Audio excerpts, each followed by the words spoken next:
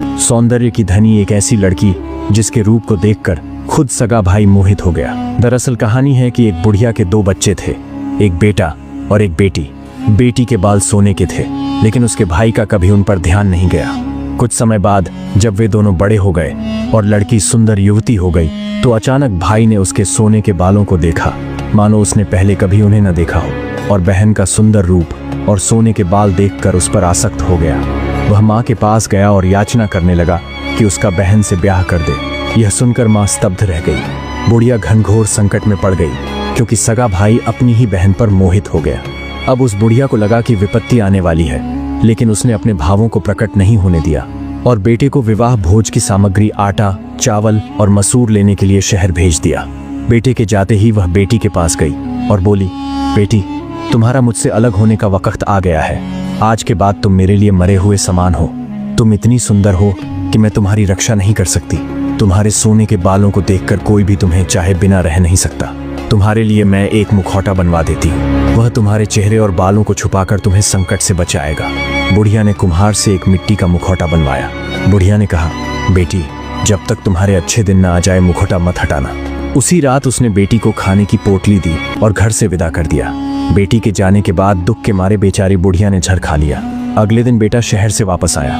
उसने देखा कि माँ मरी पड़ी है और बहन का कहीं पता नहीं है। बहन को उसने बहुत तलाश किया, लेकिन उसे उसकी बहन कहीं नहीं मिली। वह पागल हो गया और दर दर भटकने लगा। उधर उसकी बहन चेहरे पर मुखौटा पहने यहाँ वहाँ डोलती रही। चलते चलते जब वह घर से बहुत दूर आ गई, तब उसका एक बुढ़िया से परिचय हुआ। बुढ़िया ने पूछा कि बेटी, तुम्हारा नाम क्या है और कहाँ से आ रही हो? इस पर लड़की ने कहा, दादी, मेरा नाम सुलेखा है और मेरा इस दुनिया में कोई नहीं है। मेरा कोई सहारा नहीं है। क्या तुम मुझे अपने घर आसरा दोगी? और इस तरह कहते हुए उस लड़की के आंख से आंसू निकलने लगे और फूट फूट कर रोने लगी। बुढ़िया ने उसे धीरज बंधाया और अपने घर में रख लिया। एक दिन बुढ़िया ने उसे बताया कि एक अमीर साहूकार को नौकरानी की जरूरत है। वह पास में ही रहता है। वह साहूकार से सुलेखा को रखने की बात पक्की कराई है। सुलेखा राजी हो गई और साहूकार की हवेली पर काम करने चली गई। वह बहुत अच्छा खाना बनाती थी। चावल के व्यंजन बनाने में तो उसका कोई जवाब नहीं था। कुछ दिन बाद साहूकार ने अपने बगीचे में भोजन का आयोजन किया। उसने सुलेखा से बढ़िया चावल के मीठे पकवान बनाने को कहा। घर के सब लोग भोजन के लिए बगीचे में चले गए, सिवा सुलेखा और साहूकार के बेटे के, जो किसी काम से बाहर गया हुआ था। सुलेखा ने सोचा कि वह घर में अकेली है, इसलिए वह स्नान के लिए पानी गर्म करने लगी। घर वालों के आने से पहले ही वह नहा लेना चाहती थी। उसने मुखौटा हटाया, अपने अद्भुत सुनहरे बाल खोले, रूखे शरीर पर तेल की मालिश की और नहाने लगी। तभी साहूकार का सुलेखा का दिप दिप करता सौंदर्य और उसके सुनहरे बालों की आभा पर साहूकार का लड़का मर मिटा। उसने उसे अपनी पत्नी बनाने का निश्चय कर लिया। उसके बाद साहूकार का लड़का अपनी माँ को एक तरफ ले गया और उसे अपनी मंशा बताई। माँ यह जानकर हैरान रह गई और उसे दुख भी हुआ कि उसका बेटा एक काली कलूटी नौकरानी पर मोहित हो गया है। उसने अपने बेटे को समझाया कि वह नीच जाति की काली लड़की के पीछे अपना जीवन बर्बाद न करे। फिर उसकी माँ ने उसे वचन दिया कि कुछ ही दिनों में वह उसके लिए खाते पीते घर की एक सुंदर बहू ला देगी। लेकिन बेटे ने हट पकड़ ली। माँ बेटे में काफी तकरार हुई। आखिर बेटे ने माँ का हाथ पकड़ा और सुलेखा के पास ले गया। सुलेखा कुछ समझती उससे पहले ही साहूकार के बेटे ने झटके से उसका मुखौटा उतार दिया। उनके सामने सोने के बालों वाली भव्य सुलेखा खड़ी थी। उस अपूर्व सौंदर्य को देखकर माँ अवाक रह गई। उसे बेटे की दीवानगी समझ में आ गई। सुलेखा की शिष्टता और विनम्रता को तो वह शुरू से ही पसंद करती थी। अब पास में ही खड़ी सुलेखा को वह अपने साथ दूसरे कमरे में ले गई और उससे कुछ बातें पूछी। कुछ दिनों बाद शुभ मुहूर्त निकालकर साहूकार ने शीघ्र ही सुलेखा का अपने बेटे से ब्याह कर दिया। नव दंपत्ति कुंवरी के जोड़े की तरह खुश थे, लेकिन उनकी खुशी ज्यादा दिन नहीं चली, क्योंकि एक तांत्रिक साहूकार का खास सलाहकार था। साहूकार के घर में सब उसे गुरुस्वामी कहते थे। जादू टोने और तंत्र मंत्र के रूप में उसकी ख्याति थी। गुरुस्वामी की बहुत दिनों से सुलेखा पर नजर थी। जैसे भी हो वह उसे हासिल करना चाहता था। एक दिन सुलेखा की सास ने गुरुस्वामी से कहा कि महाराज, बहुत दिन हो गए, अब पोते का मुंह देखने के लिए हम ज्यादा इंतजार नहीं कर सकते। ये सुनकर गुरुस्वामी मन ही मन खुश होने लगा।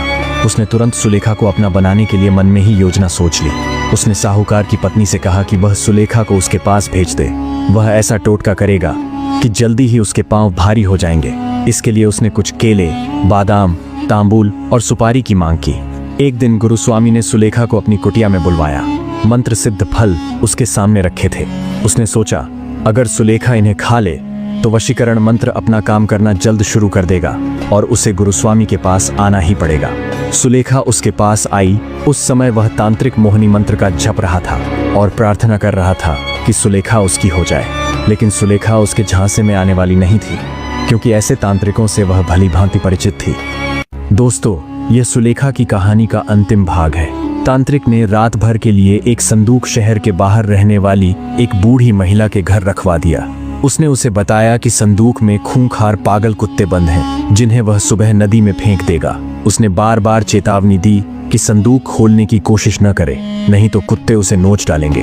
बुढ़िया डर गई और उसने संदूक को हाथ न लगाने का वादा किया। गुरुस्वामी के जाते ही संदूक से अजीब अजीब आवाजें आने लगी। पहले तो बुढ़िया ने समझा कि कुत्ते हैं, लेकिन जब उसने अपना नाम सुना तो चौंक गई। डरते डरते उसने संदूक थोड़ा खोला तो भीतर सुलेखा को पाया, जो कई दिनों से भूख प्यास से बेसुध थी। सुलेखा ने पूरी आपबीती सुनाई, कैसे तांत्रिक ने उस पर अत्याचार किए। बुढ़िया ने उसे छुपा दिया और तांत्रिक को सबक सिखाने की ठान ली। वह बाहर गई और एक पागल कुत्ता पकड़ लाई। उसके मुंह पर मोहरा डालकर उसे उसी संदूक में बंद कर दिया। जब तांत्रिक वापस आया तो बुढ़िया ने डर दिखाते हुए कहा कि उसने संदूक को हाथ नहीं लगाया। तांत्रिक अकेले कमरे में गया, दरवाजा बंद किया और संदूक खोला। अंदर से पागल कुत्ता उस पर टूट पड़ा। उसकी चीखें सुनकर लोग दौड़े, लेकिन तांत्रिक को बचा नहीं सके। कुछ महीने बाद बुढ़िया ने सुलेखा के पति और ससुराल वालों को भोजन पर बुलाया। भोजन में वही स्वाद था जो केवल सुलेखा बना सकती थी। जिज्ञासा पर बुढ़िया ने सुलेखा को उनके सामने ला खड़ा किया। सुलेखा को जीवित देखकर सब हैरान रह गए। बुढ़िया ने पूरी सच्चाई बताई। ससुराल वालों को अपने व्यवहार पर गहरा पछतावा हुआ। उन्होंने तांत्रिक को कोसा और सुलेखा से क्षमा मांगी। सुलेखा के जीवन में फिर से खुशियां लौट आईं और उसके सम्मान तथा सुख संपन्नता में कभी कमी नहीं रही। सुलेखा पर पूरी तरह से मोहित हुआ तांत्रिक अब समझ गया कि मोहिनी मंत्र यहाँ काम नहीं करेगा। इसलिए उसने दूसरी चाल चलने की सोची। वह अपने मित्र सुलेखा के ससुर के पास गया और उसे अपने बगीचे में फिर भोज का आयोजन करने की सलाह दी। साहूकार मान गया। सुलेखा ने इस बार भी बहुत सुगंधित अच्छे अच्छे व्यंजन बनाए और सुशील बहू की तरह घर पर ही रही। उसके अलावा घर के सब लोग भोज में शामिल हुए। भोज के बीच में गुरुस्वामी ने साहूकार से कहा कि वह घर पर कुछ भूल आया है और अभी वापस आता है। सुलेखा रसोई में काम कर रही थी। तांत्रिक चुपके से सुलेखा के कमरे में गया और उसने किसी अन्य पुरुष के पहनने के कपड़े पलंग पर बिखेर दिए और कुछ पलंग के नीचे छुपा दिए। उसके बाद वह भागते हुए बगीचे में गया, जहां साहूकार के घर वाले आमोद प्रमोद में व्यस्त थे। वहां पहुंचते ही वह हांफते हुए चिल्लाया, तुम्हारी बहू छिनाल है, मैं उसे उसके यार के साथ देख कर आ रहा हूँ। उस लड़की ने तो सारे घर की नाक कटा दी। नारी की मर्यादा को उसने धूल में मिला दिया। घोर अनर्थ, महापातक, पाप इन सारे कुल को ले डूबेगी। और सुलेखा के लिए ऐसे ऐसे शब्द बोलने लगा। अब उस तांत्रिक की बातें सुनकर साहूकार स्तब्ध रह गया, क्योंकि आखिर तांत्रिक उसकी बहू के बारे में भला बुरा कह रहा था। उसने सुलेखा के कमरे जाकर देखा तो वास्तव में पलंग पर किसी अन्य पुरुष के कपड़े पड़े हुए थे। अपने कमरे में यह सब देखकर सुलेखा भी हैरान रह गई। उसने कहा कि गुरुस्वामी बुरा आदमी है, लेकिन किसी ने भी उसकी सफाई पर ध्यान नहीं दिया।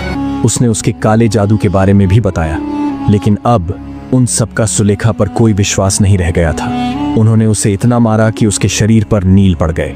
अब सुलेखा ने देखा कि हर कोई उसके खिलाफ है, तो उसने अपने होंठ सी लिए और होनी के आगे समर्पण कर दिया। उन्होंने उसे कमरे में बंद कर दिया और 3 दिन तक भूखा रखा। फिर भी वे उससे जुर्म कबूल नहीं करवा सके। उसकी हठीली चुप्पी ने पति और ससुर का गुस्सा और भड़का दिया। अपनी चाल की कामयाबी पर गुरुस्वामी फूला नहीं समाया। कहने लगा, मार पीट का इस छिनाल पर कोई असर नहीं होगा। इसके पाप की इसे पूरी सजा मिलनी चाहिए। इसे संदूक में बंद करके मुझे दे दो, मैं इसे नदी में फिकवा दूंगा। जैसी करनी वैसी भरनी। इसे वही सजा मिलनी चाहिए जिसके यह लायक है। क्रोध और लज्जा ने उन सबको अंधा कर दिया था। वे लोग सुलेखा को घसीट कर लाए, उसे एक बड़े से संदूक में बंद किया और गुरुस्वामी के हवाले कर दिया। संदूक को नौकरों से उठवाकर गुरुस्वामी चल पड़ा। अपने षड्यंत्र की सफलता पर उसका दिल गदगद हो रहा था।